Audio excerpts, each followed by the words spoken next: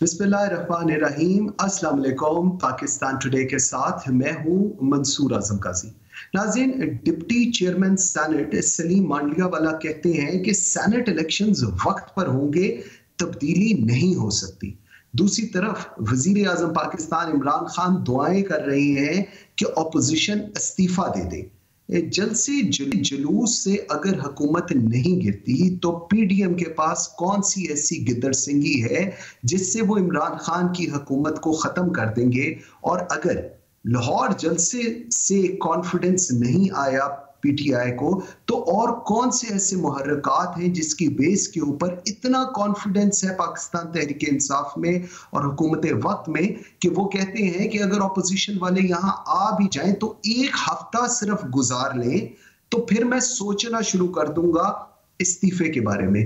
पूरी सूरत हाल सिर्फ जिद, अना और सियासत की है। और इस सारी सिनेरियो के अंदर हम पाकिस्तान की फौज को अंदर घसीट रहे हैं, चाहे हुकूमत हो चाहे अपोजिशन हो, फौज को अंदर जरूर घसीट रहती है। खुदा जाने कि इनको क्या ऐसे मकासद हैं जो फौज से पूरा करने चाहते हैं।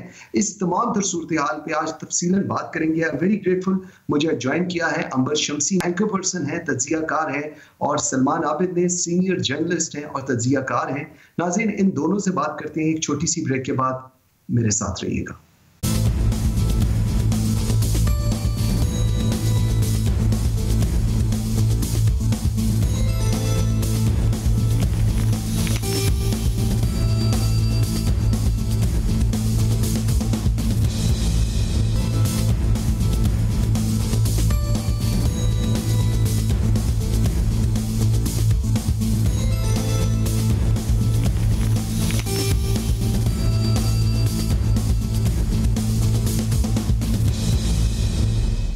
Welcome back after the break जी। नाजरीन, मेरे साथ हैं अंबर शमसी और सलमान आबिद साहब। थैंक यू वेरी मच जी, आप दोनों का बहुत शुक्रिया।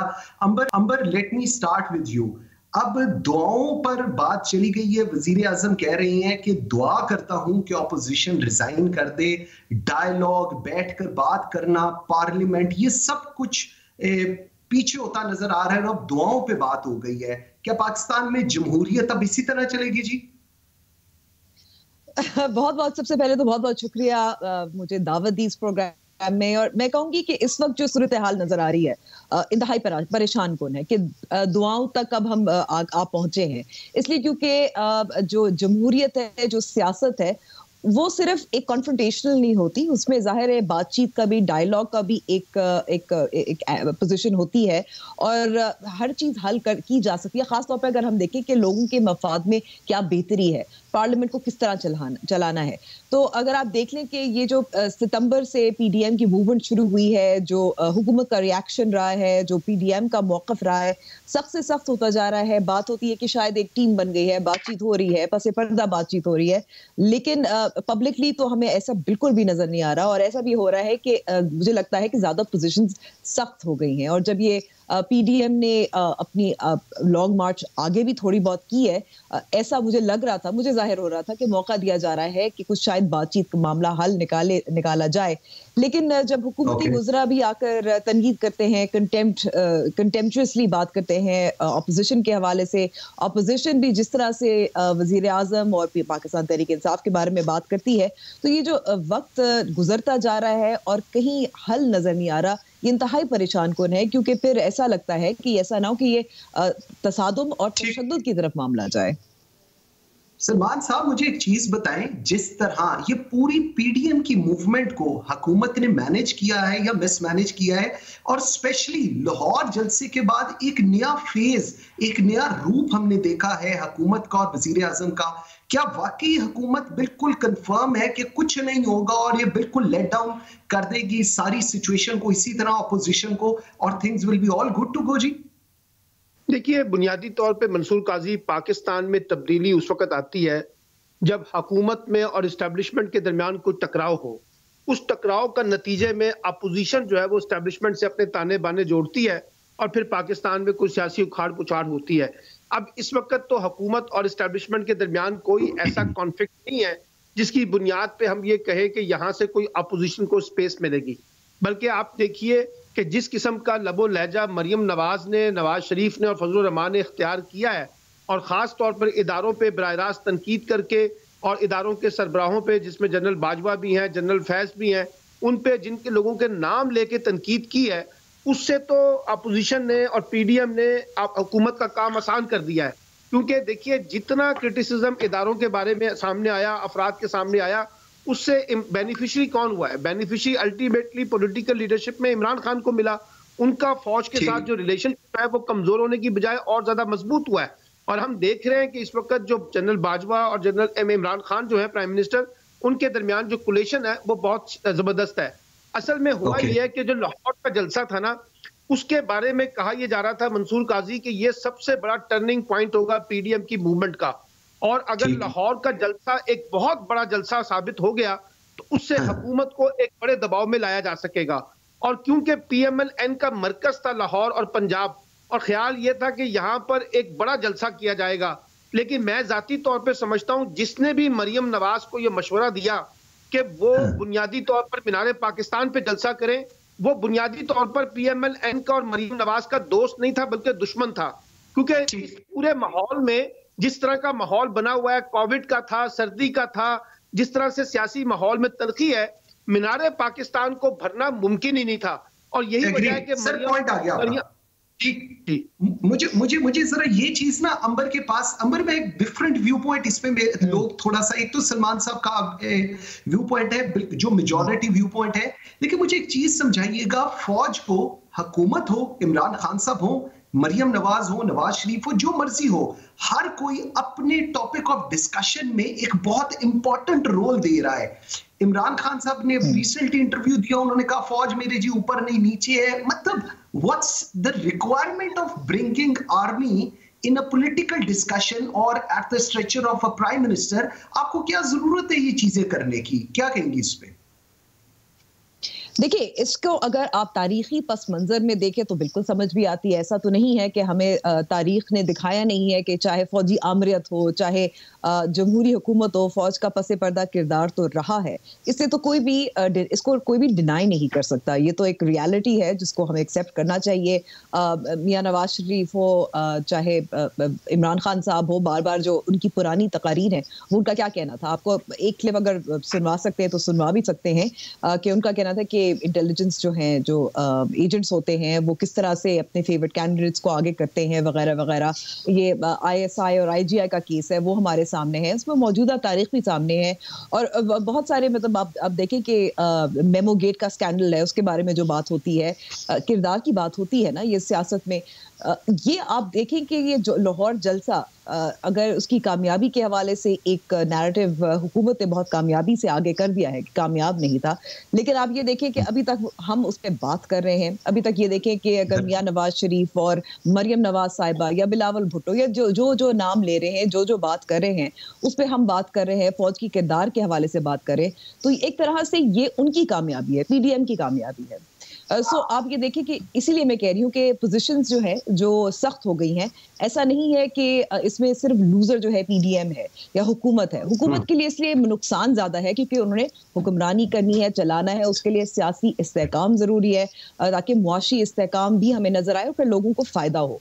लेकिन अगर हम बात करें कि सियासत में किसका मदाखलत होती है, सियासत के हवाले से इस वक्त क्या तनाव चल रहा है, उसमें तो हम बात कर रहे हैं, तो ये पीडीएम की कामयाबी है। जल्द से जुलूस इन दी एंड वो उसी दिन उनकी कामयाबी नाकामयाबी, डू और डाई।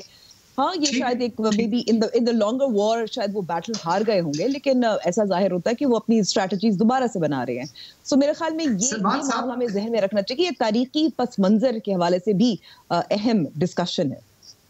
ठीक, सलमान मुझे एक चीज बताएं, जिस तरह अभी अंबर कह रही हैं कि पोजीशन सख्त हो गई है, ऑपोजिशन की भी, वो भी निगोशिएशंस को तैयार नहीं, हुकूमत भी निगोशिएशंस को तैयार नहीं, लेकिन यहाँ पर हमारे इंटीरियर मिनिस्टर शेख रशीद साहब आते हैं जो कहते हैं कि जी ये सब गेट नंबर 4 की पैदावार है। तो सर, क्या गेट नंबर 4 की अगर ये तमाम जमहूरी लोग पैदावार हैं, तो क्या ये जमहूरियत का केस लड़ेंगे? और वो जो 22 करोड़ अवाम को रोज ये बेचते हैं, क्या ये उनका केस, चाहे वो हुकूमत में हो चाहे वो अपोजिशन में हो, तो क्या ये हमारा केस प्लीड करेंगे?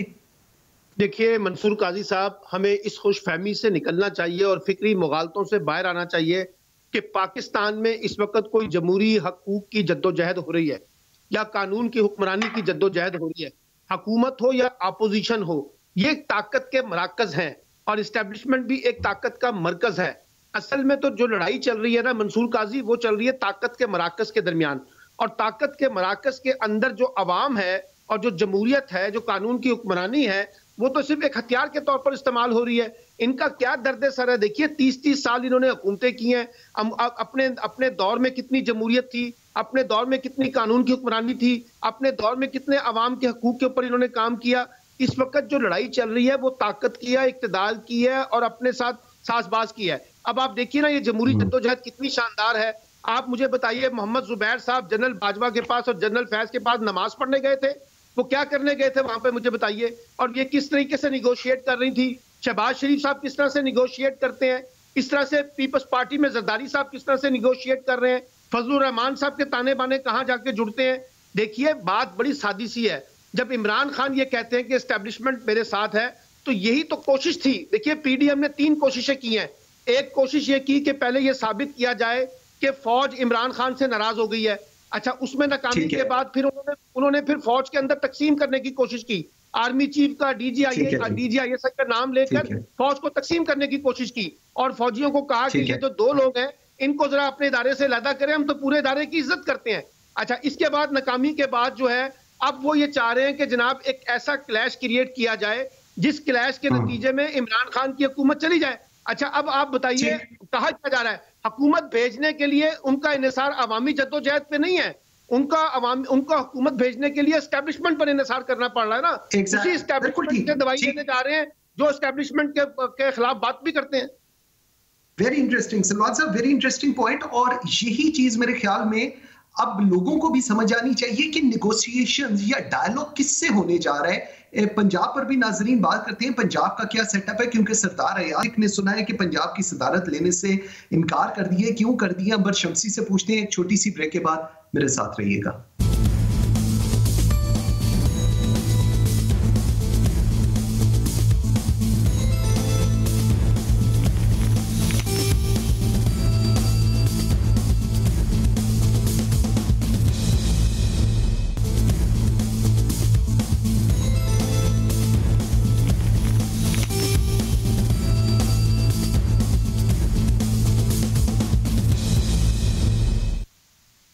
Welcome back after the break जी।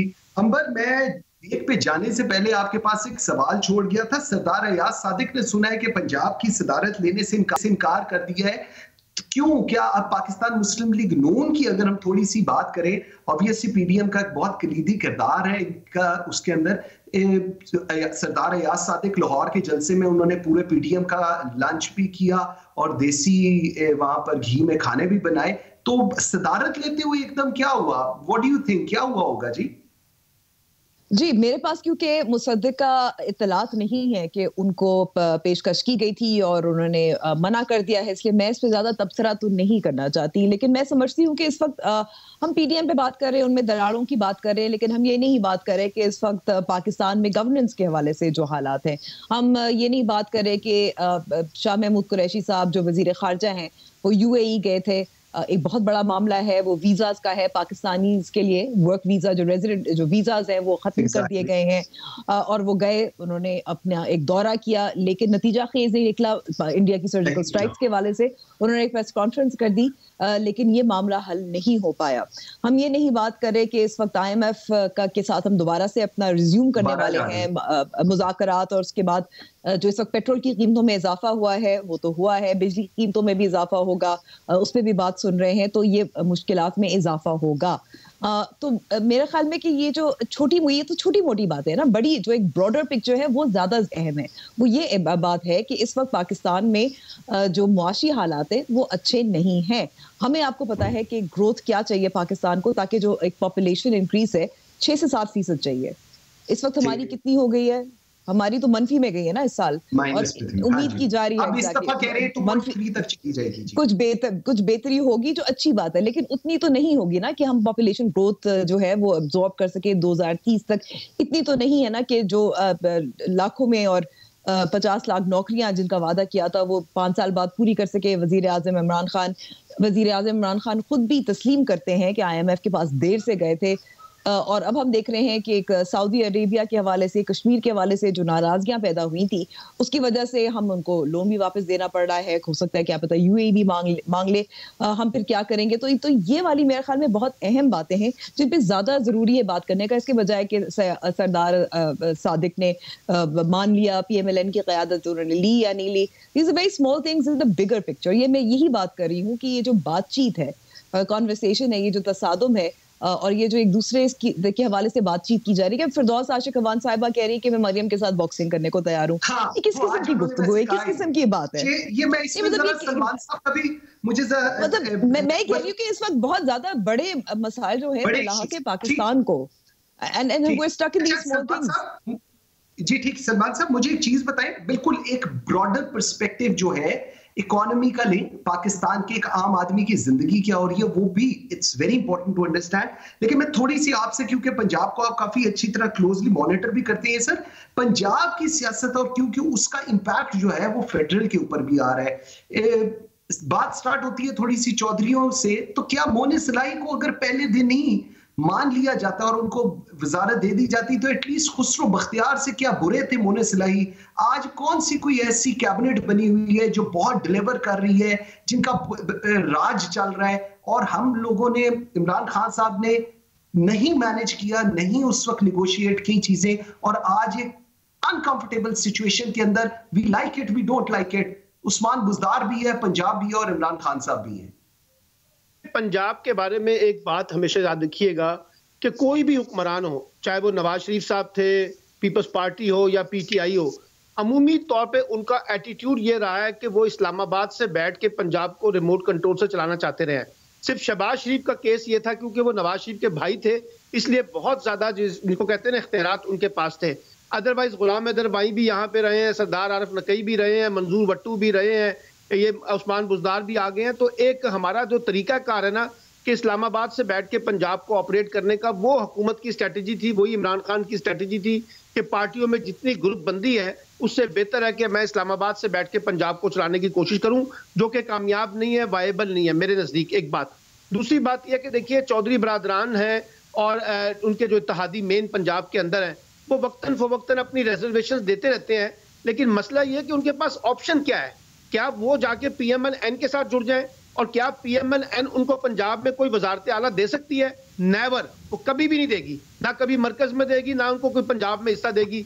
उनको अगर कुछ मिलना है तो वो तो इमरान खान के साथ मिलना है। दूसरी बात देखिए, चौधरी बरादरान बड़े जीरक लोग हैं, उनको पता है कि इस वक्त इमरान खान का और एस्टैब्लिशमेंट का जो कोलिशन है वो काफी स्ट्रांग है, इसलिए वो कोई ऐसा मसला पैदा नहीं करेंगे जिसकी वजह से उनके लिए भी मुश्किलात पैदा हों। इसलिए वो चलता रहेगा, टिट फॉर टैट इनकी चलती रहेगी, वो चलती रहेगी। लेकिन मैं एक कमेंट करना चाहता हूं, जो बात आपने अंबर से सवाल किया था मुस्लिम लीग नून के बारे में। देखिए पंजाब में पिछले लाहौर के जलसे के बाद जावेद लतीफ ने यह बहस शुरू की है कि पार्टी के अंदर बहुत से लोग डबल विकेट के ऊपर खेल रहे हैं। उसके बाद सरदार एयाज सादिक कूद पड़े, उसके बाद शेख रोहिल असगर कूद पड़े, फिर राना सनाउल्लाह कूद पड़े। PMLN के अंदर जो है ना, लाहौर के जलसे के बाद एक रिफ्ट हमें नजर आ रही है, और रोजाना की बुनियाद पे मरियम नवाज जाती उम्रा में अपने अरकान असम्बली के ऊपर लान तान करती हैं कि आपने लाहौर में जलसों को मोबिलाइज नहीं किया सही तरीके से। तो मुस्लिम लीग नून में जो शहबाज शरीफ ग्रुप है वो अंदरून खाना काफी एक्टिव है, और कहा यह जाता है कि लाहौर के जलसे में बहुत बड़ी नाकामी की जो एक वजह है उसमें हमजा शहबाज और शहबाज शरीफ का जो पसे पर्दा ग्रुप है उसका बड़ा रोल है।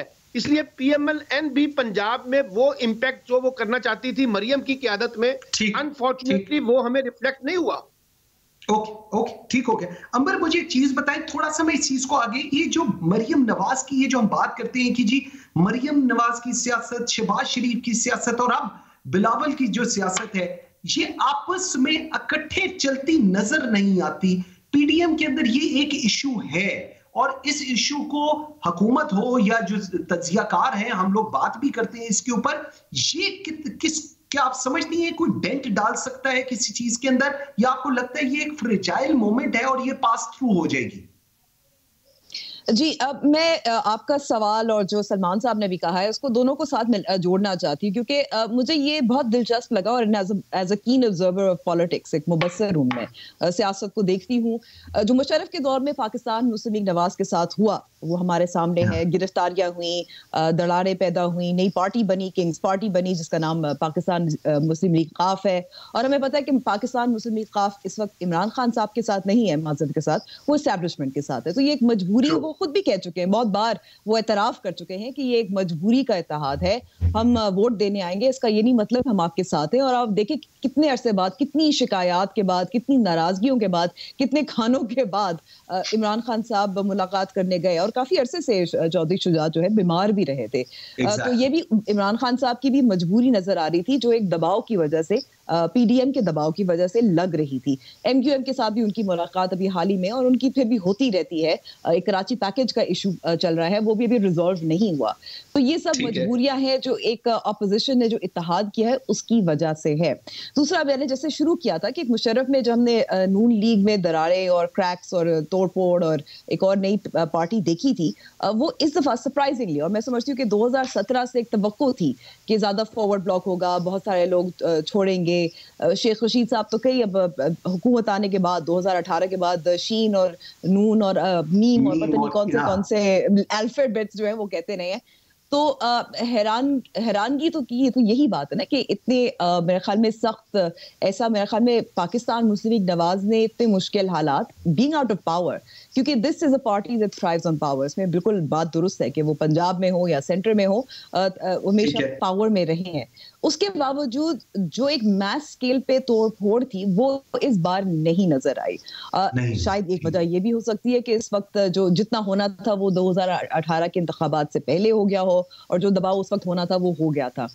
तो मेरे ख्याल में कि ये जो इख्तलाफात हैं, जो लड़ाइयाँ हैं, जो झगड़े हैं, इसीलिए मैं दोबारा से कहती हूँ हमें ब्रॉडर पिक्चर को देखने की जरूरत है। ये छोटी मोटी लड़ाइयाँ, कोई ऐसी स्ट्रे बात हो जाती है, अगर फवाद चौधरी साहब बुजार साहब से नाराज होते हैं या अपनी हुकूमत के तनकीद करते हैं तो जावेद लतीफ ने भी कर दी, तो ऐसा तो ऐसे तो होता है, इख्तलाफ भी होता है, कोई ना कोई कुछ कह देता है, अपने उनके पॉइंट ऑफ व्यू होता है।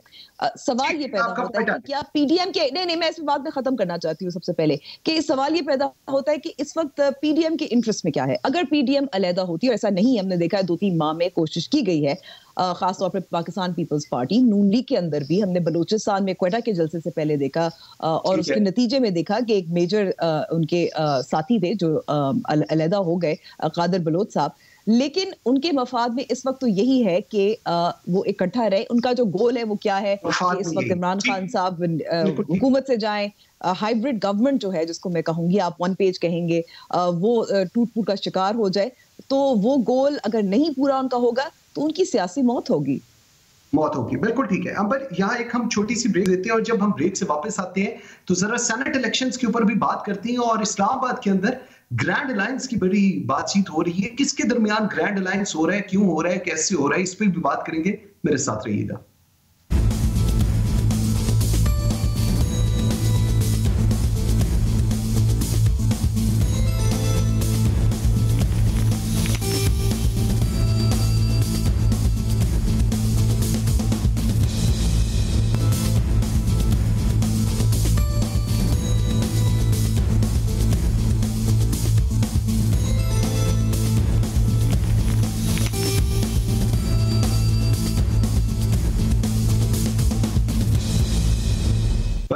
आफ्टर द ब्रेक जी, सलमान साहब मैं आपकी तरफ आता हूं जरा सेनेट इलेक्शंस को लेकर।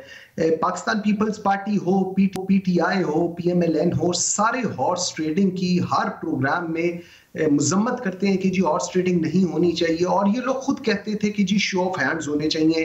हुकूमत का एक अच्छा इकदाम है, और इसको अगर इलेक्शन कमीशन, और इसके अंदर 2/3 मेजॉरिटी भी चाहिए अगर इन्होंने इसमें तरमीम करनी है। लेकिन इस सारी सिचुएशन में ये एक अच्छी चीज है जो हुकूमत कर रही है, लेकिन दूसरी जगह हम देखते हैं कि रिस्पेक्टिव चीफ मिनिस्टर जो पंजाब के हैं वो एमपीएस को मिल रहे हैं, और हर थोड़े दिनों बाद कहा जाता है कि जी एक फॉरवर्ड ब्लॉक बन गया है। ये दोनों तर्ज सियासत को आप कैसे देख रहे हैं? देखिए, बुनियादी तौर पे तो जो फॉरवर्ड ब्लॉक है वो सिर्फ इसलिए बनाया जा रहा था कि अगर पीएमएलक्यू जो है कहीं थोड़ा सा अपने आप को स्लिप करने की कोशिश करें तो हमारे पास एक डिफेंसिव के तौर पर फॉरवर्ड ब्लॉक हो। और अभी इस वक्त फॉरवर्ड ब्लॉक की बातें पीछे चली गई हैं क्योंकि चौधरी बरादरान और इमरान खान के दरमियान बहुत कुछ काफी हद तक ठीक हो गया है, एक बात। दूसरी बात देखिए, सेनेट के इंतखाबात जो है वो 11 फरवरी से लेकर 11 मार्च के दरमियान होने हैं। इसमें इससे पहले इलेक्शन मुमकिन नहीं है। और ये बात आपने बिल्कुल ठीक की है कि जो खुफिया राय शुमारी है उससे तो काफी नुकसान हुआ है पाकिस्तान की सियासत को और जमहूरियत को। आपको याद है इमरान खान साहब ने तो पिछले टेन्योर में एक बड़ा स्टेप लेके अपने 13-14 के करीब एमपीएस की बुनियादी रुकनियत ही कैंसिल कर दी थी। लेकिन उसके बाद पीपल्स पार्टी और पीएमएलएन ने कमेटियां बना दी लेकिन अपने अरकान को बाहर नहीं निकाला। इसलिए वो एक बदनुमा दाग है पाकिस्तान की सियासत और जमहूरियत पे जो सेनेट के इंतखाबात के अंदर होता है। अब ये जो कहा जाता है शो ऑफ हैंड्स वाला मुझे मुश्किल लगता है। मुझे लगता ही है कि ओपन बैलेट वाली जो बात की जा रही है इसमें जरा वजन है, इसमें वजन है। लेकिन ये होगा उसी सूरत में जब या तो आर्टिकल 186 के तहत सुप्रीम कोर्ट उनको फैसला की इजाजत दे या फिर यह कि तमाम जमातें, जैसे मरियम नवाज ने तो कह दिया है कि वो ये जो तब्दीली के तरीकेकार की हमायत करती हैं। उन्होंने तो वाज़ेह तौर पर कहा है कि वो खुद भी चाहती हैं कि उनकी जमात के इसमें तब्दीली आनी चाहिए ओपन बैलेट में। लेकिन मैं आपको एक बात बता दूं, अगर मंसूर ओपन बैलेट होगा ना तो उसका फायदा अपोजिशन जमातों को होगा। क्योंकि देखिए हुकूमत जब होती है ना तो वो अपोजिशन के लोगों को तोड़ के अपने हक में इस्तेमाल करती है। अब जब ओपन बैलेट होगा तो लोगों को तो सामने दिखा के वोट देने ना अपने पोलिंग एजेंट को, तो इसका तो फायदा अपोजिशन जमातों को होना है असली तौर पे। और सेनेट के इंतखाबात के बाद जो सबसे बड़ा इशू है ना वो सिर्फ ये है कि जो पीटीआई है उसके पास पिछले 2 साल से एक बड़ा चैलेंज ये था कि वो सेनेट में किसी भी किस्म की कानून साजी को पास कराने की पोजीशन में नहीं थी। अब मार्च में उनके 55 के करीब वो लोग हो जाएंगे और अपोजिशन के कोई 48 के करीब लोग होंगे। तो पीटीआई के पास ये बर्तरी हो जाएगी कि वो अपनी मर्जी और मंशा के मुताबिक जो कानून साजी करना चाहती है खास तौर पर नैब के अंदर लॉ में तो वो कर सकेंगे। अंबर, मुझे एक चीज बताइएगा, इस्लामाबाद में आप बैठी हुई हैं, ग्रैंड नेशनल अलायंस की को बात हो रही है, किसके माबैन हो रही है, क्या होने जा रहा है? थोड़ा सा मैंने कहा इनसाइट आपसे भी ली जाए इसके ऊपर। जी, अब ये बातें तो चलती रहती है, इसमें कोई नई बात नहीं है कि ग्रैंड नेशनल अलायंस कौन बना रहा है, कैसे बन रही है। इससे पहले भी हमने ऐसी नेशनल गवर्नमेंट के हवाले से आपको याद होगा कि 1.5 साल पहले इस्लामाबाद में बात हुई थी। तो ये बातें हैं और ये बातें ये क्यों जन्म लेती हैं, इसलिए क्योंकि जाहिर है इस वक्त जो हम 2-2.5 साल से ऑपोजिशन बमुकाबला हुकूमत देख रहे हैं पाकिस्तान तहरीक इंसाफ और उनके इत्तेहादी, तो उसकी वजह से ये बातें गर्दिश करती हैं, उनमें कभी कभी कुछ निकलता है। इस वक्त मुझे नहीं लग रहा कोई इस वक्त ठोस बात है, हो सकता है निकल सकता है लेकिन मुश्किल लग रहा है। अगेन जैसे मैंने कहा कि इस वक्त ज्यादा जो अहम मेरे ख्याल में नजर आ रहा है वो ये है कि हुकूमत तो जाहिर है इमरान खान साहब उस तरह से इस्तीफा तो नहीं देंगे, उनकी भी आना है और जो अपोजिशन के रहनुमा है उनकी भी आना है। तो ये जो ग्रैंड नेशनल अलायंस की बात हो रही है, आई मीन इसमें दम इस वक्त मुझे 50-50 लग रहा है। It's not a big deal. Okay Salman साहब, ये जो मौजूदा इस वक्त सियासी मंजरनामा आ रहा है, इस सारे के अंदर बहुत सारे लोग डिफरेंट तज्जिए कर रहे हैं। मुझे एक चीज बताइएगा, इस सारे सिनेरियो में पीडीएम का किरदार, हुकूमत का किरदार, जमहूरियत को कहीं पर आपको कोई खतरा नजर आता है? देखिए, जमहूरियत तो जब से पाकिस्तान में आई है वो तब से खतरात के अंदर ही चल रही है। जमहूरियत तो कभी भी जो है ना वो अपने आप को मुस्तहकम नहीं कर सकी। और मैं नॉम चॉम्स्की का एक जुमला यहाँ कोट करना चाहता हूँ हमारे सारे दोस्तों के लिए।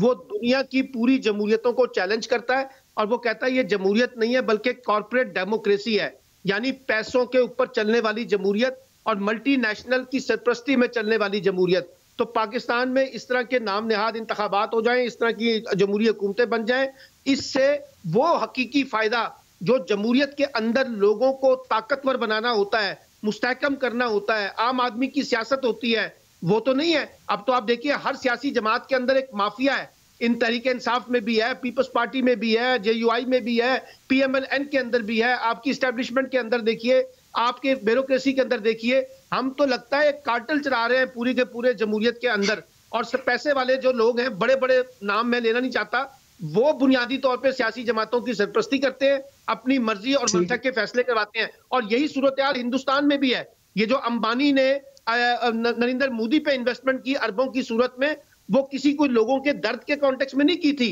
अपने एम्पायर्स को बढ़ाने के लिए, अपने कारोबार को फैलाने के लिए। तो मैं तो इस पूरे जमहूरी निजाम को चैलेंज करता हूं जो इस वक्त दुनिया के अंदर एक कॉर्पोरेट मॉडल के अंदर इख्तियार कर चुका है अपने आप को। ओके, अच्छा, मुझे अंबर एक और चीज जरा बताइएगा, जिनसे गिला है उन्हीं से मांग रही हैं। कॉमन एजेंडे की अगर मैं बात करूं जो इस वक्त पीडीएम का है, क्योंकि अब आइंदा आने वाले दिन और डिफिकल्ट होने जा रहे हैं अवाम के लिए स्पेशली, वो कॉमन एजेंडा सिर्फ एक है, वो है इमरान खान को निकालना, और रूट वो लेना चाह रही है पिंडी का। Am I right? Is that so? देखिए, आप और मैं माने ना माने, हम बात फिर भी वही कर रहे हैं कि जो तमाम स्टेक होल्डर्स, इसमें कौन शामिल है, उसमें एस्टैब्लिशमेंट भी शामिल है, उसमें फौज भी शामिल है, इस सब जो हम डायलॉग की बात हो रही है, उनके बगैर तो बातचीत नहीं हो सकती, ये तो बिल्कुल तय है। दूसरी अगर रही सही बात कि इमरान खान साहब को हटाने से है, ये जाहिर है ये पावर पॉलिटिक्स है, और इमरान खान को ये अगर पीडीएम जो है समझती है कि ये एक रुकावट है, तो उनकी एक मैक्सिमलिस्ट डिमांड है। लेकिन अगर साथ साथ अगर हम देखें, और इस पे हम उनको अकाउंटेबल कर सकते हैं, क्योंकि उन्होंने जो पीडीएम का जो सितंबर का जो करारदाद थी और जो लाहौर जलसे के दौरान करारदाद थी, उसमें 2-3 अहम बातें हैं, पहलू हैं जिस पे हमें नजर डालनी चाहिए। वो ये है कि बहुत सारे लोग कह रहे हैं कि बड़ी अनहोली किस्म की अलायंस है। इसका मतलब ये है कि ये कैसे हो सकता है कि एक तरफ लेफ्ट लीनिंग पाकिस्तान पीपल्स पार्टी है और दूसरी तरफ मौलाना फजल रहमान है, एक तरफ अख्तर मेंगल है, दूसरी तरफ हम पाकिस्तान मुस्लिम लीग नवाज को देख रहे हैं। लेकिन अब पाकिस्तान की सियासी तारीख में हमने देखा है कि इससे पहले भी एक हम एआरडी की बात करें या ज़ियाउल हक के खिलाफ जो एक इत्तेहाद बना था, उसमें भी लेफ्ट राइट सेंटर थे, जुल्फ़िकार अली भुट्टो के खिलाफ जो इत्तेहाद बना था। जी बिल्कुल, जो मैं बात करना चाह रही थी कि ये एक, अगर हम पीडीएम को सिर्फ इस जलसे में कितनी कामयाबी और उसमें कितने लोग आए थे और कितने आदमी आए थे, उसके आगे हम देखें कि इस वक्त पाकिस्तान में, मैंने मुआशी हालात की तो बात की थी, जो जाहिर है अपोजिशन भी बात करती है और खुद इमरान खान साहब भी एतराफ़ कर चुके हैं, जिन गलतियों का जिक्र उन्होंने IMF के हवाले से, फैसला साजी के हवाले से किया, और उस फैसला साजी के नतीजे में एक जो इनका तरीकाकार रहा है वो हमें नजर भी आया, चीनी और आटा और अब LNG के हवाले से। लेकिन आई थिंक इसमें ज्यादा अहम जो बात है, जो उसमें याद रखने की जरूरत है, कि ये सियासी जमातें जो हैं, जो पीडीएम में शामिल है, 10 या 11 हों, इनकी ये नुमाइंदगी तमाम पाकिस्तान के सूबों से है। ये जो बातें कर रहे हैं, इसमें ये जबरी गुमशुदगी की भी बात कर रहे हैं, ये मुआशी हालात की भी बात कर रहे हैं, बेरोजगारी की भी बात कर रहे हैं, और ये जो बातें जो पार्लियामेंट में होनी चाहिए थी। असल बात ये है कि हमारी जमहूरियत इम्परफेक्ट जरूर है, शायद डिलीवर इतनी ज्यादा नहीं कर पाती, लेकिन उसको मौका दिया जाना चाहिए। फेयर एंड फ्री इलेक्शंस होते रहने चाहिए, और 10-20 साल बाद जो परफॉर्म करेगा आपका पॉइंट आ गया, वोट मिलेंगे। मुझे जरा थोड़ा, मैं क्लोजिंग की तरफ जा रहा हूँ। सलमान साहब, मुझे एक चीज बताएं, 2 चीजें हैं। एक तो इनका जो इत्तेहाद है वो अनहोली है, ये भी पॉइंट बड़ा वैलिड है, और ये जो सारी डिस्कशन है ये पार्लियामेंट के अंदर होनी चाहिए, लेकिन अनफॉर्चुनेटली ये पार्लियामेंट के अंदर नहीं हो रही। सो इसका एंड रिजल्ट क्या होगा फिर? देखिए, माजी में भी मंसूर काजी हमारे यहाँ जो इत्तेहाद बनते रहे ना, वो किसी असूल और नजरिए की बुनियाद की बजाय किसी शख्सी दुश्मनी पे बनते हैं। ये जो पीडीएम इत्तेहाद है, ये भी इमरान खान दुश्मनी पे बना है ना। वो तो कहते हैं हर सूरत में हमने इमरान खान को निकालना है। अब आप ये जो अभी अंबर कह रही थी, बहुत सारे इश्यूज उन्होंने डिस्कस किए हैं, तो सवाल यह कि इन हुकूमतों से पूछ लेना। पीपल्स पार्टी की हुकूमत तो पिछले 13 बरस से सिंध के अंदर रही है, फिर 5 बरस की हुकूमत भी रही है, PMLN की हुकूमत भी रही है। इन्होंने इन इश्यूज के ऊपर क्या ऐसा काम कर लिया है? इसलिए हमें किसी बहकावे में नहीं आना चाहिए। देखिए, पाकिस्तान में ना इस वक्त कोई राइट की पॉलिटिक्स है, ना लेफ्ट की पॉलिटिक्स है, ना यहाँ कोई रिलीजियस पॉलिटिक्स है। यहाँ एक पॉलिटिक्स हो रही है कि हमें ताकत में कैसे अपने आप को लेके आना है, और उस ताकत के अंदर इंगेज करके अपने जाती मफादात, अपने जमाती मफादात, अपने खानदानी मफादात को कैसे तहफ़्फ़ुज़ देना है। इसलिए आप देखिए, PMLN की सियासत को, JUI की पॉलिटिक्स को, पीपल्स पार्टी की पॉलिटिक्स को, PTI की पॉलिटिक्स को, ये सारा का सारा एक सेंट्रलाइज्ड किस्म के अफराद के दरमियान खड़ी है, और बाकी सारे हाथ बांध के खड़े हुए हैं इन लोगों के आगे ताबेदारी करते हुए। इसलिए मैं ये कह रहा हूं कि इससे हमें कोई बहुत ज्यादा उम्मीदें नहीं लगानी चाहिए। उम्मीदें नहीं रखनी चाहिए, बिल्कुल ठीक है। सलमान आबिद साहब, थैंक यू वेरी मच जी। अंबर शमसी, थैंक यू जी। सलमान साहब, थैंक यू वेरी मच जी। I am going out of time. Thank you very much. Amber Shamsi, thank you very much. बिल्कुल सही कहा, जातियात से बाहर निकलना है, मुल्क के लिए सोचना है। जातियात की सियासत पाकिस्तान को कहीं नहीं लेकर जाएगी। मुझे मंसूर आजम काजी को आज तक के लिए इजाजत दीजिए। अल्लाह हाफिज।